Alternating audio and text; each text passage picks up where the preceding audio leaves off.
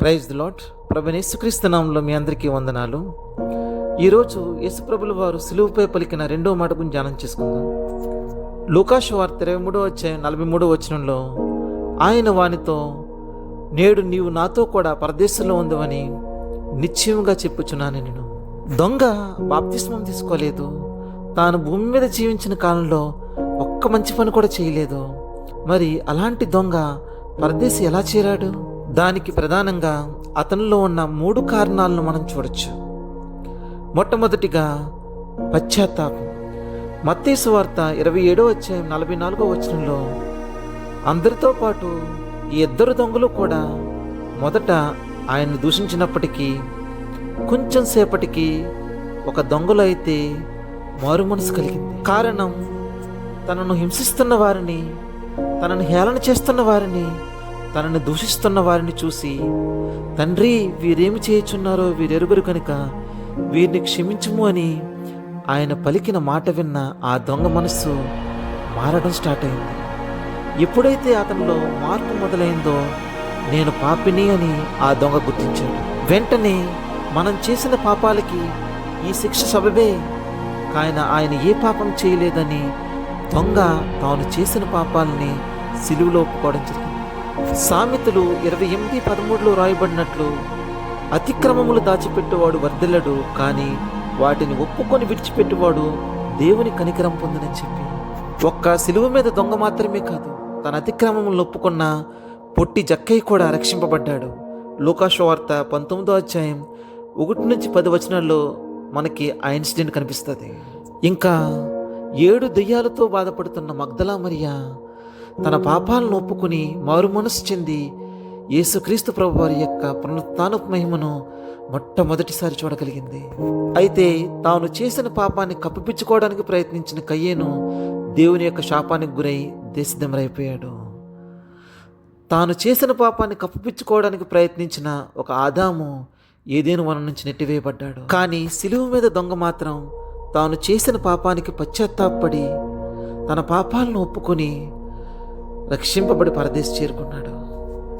ఇక దొంగ రక్షింపబడ్డానికి గల రెండవ కారణం అతనిలో ఉన్న విశ్వాసం. యేసుప్రభులు వారు భూమి మీద జీవించిన కాలంలో ఎన్నో అద్భుత కార్యాలు, ఆశ్చర్యకార్యాలు చేశారు. కుంటివారికి కాళ్ళిచ్చారు, గుడ్డివారికి చూపునిచ్చారు, పక్షవాయువు గల వారిని స్వస్థపరిచారు, చనిపోయిన వారిని సైతం ఆయన తిరిగి లేపారు.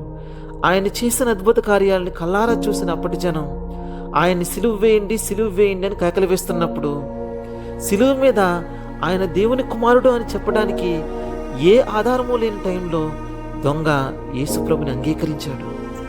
ఆదికాండం 15:6 అబ్రహాము ఏ విధంగా అయితే ఆధారం లేని టైంలో దేవుని మీద విశ్వాసం చూపించి నీతిమంతుడిగా ఎంచబడ్డాడో, అదే మాదిరి దొంగ కూడా యేసుప్రభు వారిని నమ్మడానికి ఆధారం లేని టైంలో యేసుప్రభు వారి మీద విశ్వాసం ఉంచి నీతిమంతుడిగా తీర్చబడ్డాడు. మూడవదిగా దొంగలో ఉన్నటువంటి వినయం. Jesus, remember me when you come into your kingdom. యేసు, నీవు నీ రాజ్యంలోనికి వచ్చినప్పుడు నన్ను జ్ఞాపకం చేసుకొని విజ్ఞాపం చేశాను. ఈ ప్రార్థన చూసినప్పుడు మనకి బైబిల్లో ఒక వ్యక్తి గుర్తుకొస్తాడు. లూకా సువార్త 18:13 అక్కడ సుంకరి ఆకాశం వైపు కన్నులెత్తడానికి కూడా భయపడి తన తలను నేల వైపు దించుకుని దేవుడికి ప్రార్థన చేశాడు.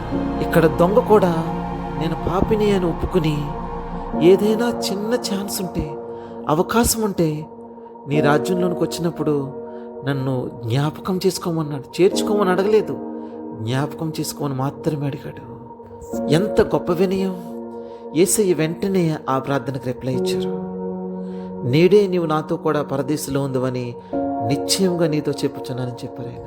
ప్రియమైన సహోదరులారా, ఈ రోజున నీకున్న డబ్బును చూసుకుని కానీ, నీకున్న అధికారాన్ని చూసుకుని కానీ, నీకున్న మతాన్ని చూసుకుని కానీ, నీకున్న కులాన్ని చూసుకుని కానీ, నీకున్న అందాన్ని చూసుకుని కానీ, దేన్ని చూసుకుని అని ఈరోజు నువ్వు గర్వపడుతున్నవేమో నా ప్రియమైన సహోదరి, సహోదరుడా. దేవుడు అసహ్యించుకునే క్యారెక్టర్లో నెంబర్ 1 క్యారెక్టర్ ఏంటంటే గర్వం. లూకా సువార్త 14:11 తన్ను తాను హెచ్చించుకునేవాడు తన్ను తాను తగ్గించబడును, తన్ను తాను తగ్గించుకునేవాడు తన్ను తాను హెచ్చించబడును అని చెప్పి పరిశుద్ధ గ్రంథంలో రాయబడి ఉంది. ఈ రోజున నీకు నువ్వు హెచ్చించుకుంటున్నావేమో నా ప్రియమైన సహోదరుడా.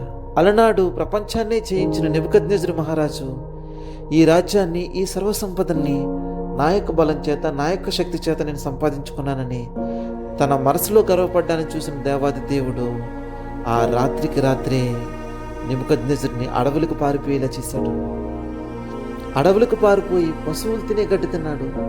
ప్రపంచాన్ని జయించిన చక్రవర్తి ఏంటి, పశువులు తినే గడ్డి తినటం ఏంటి?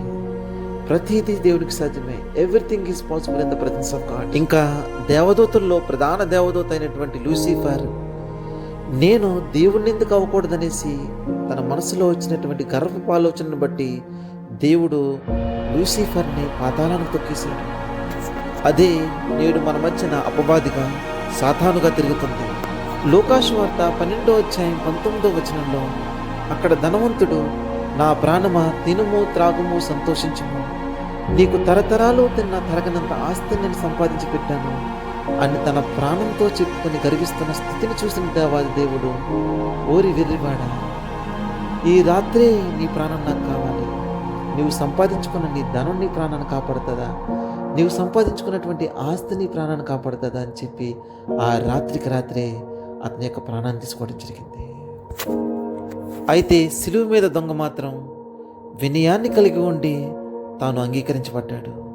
మత్తయి వార్త 5వ అధ్యాయం 3వ వచనంలో యేసుప్రభు వారు కొండ మీద చేసిన మొట్టమొదటి ప్రసంగంలో మొట్టమొదటి మాట, దీనాత్ములు ధన్యులు, పరలోక రాజ్యం వారిదని చెప్పి, ఇక్కడ దొంగ దీన మనసు కలిగి ఉన్నాడు కాబట్టి అతనికి దేవుడు పరలోక రాజ్యాన్ని ఇచ్చాడు. సిలువ మీద ఉన్న ఇద్దరి దొంగలకి కూడా దేవుడు ఈక్వల్ ఆపర్చునిటీస్ని ఇచ్చాడు. రక్షకుడు ఇద్దరి దొంగలకి కూడా అతి సమీపంలో ఉన్నాడు.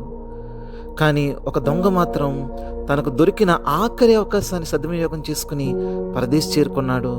కానీ వేరొక దొంగ తనకు దొరికిన అవకాశాన్ని సద్వినియోగం చేసుకోలేక నరకానికి చేరాడు. ఈ రోజున దేవుడు మనందరికీ కూడా ఈక్వల్ ఆపర్చునిటీస్ ఇస్తున్నాడు. అయితే వాటిని సద్వినియోగం చేసుకున్నవారు పరలోకం చేరతారు, లేనివారు రెండవ దొంగల నరకానికి చేరిపోతారు. ఈ మెసేజ్ కనుక మీకు నచ్చినట్లయితే మీ ఫ్రెండ్స్కి షేర్ చేసి దేవుని యొక్క వాక్య పరిచర్యలో మీరు పాలి భాగస్తులు కండి.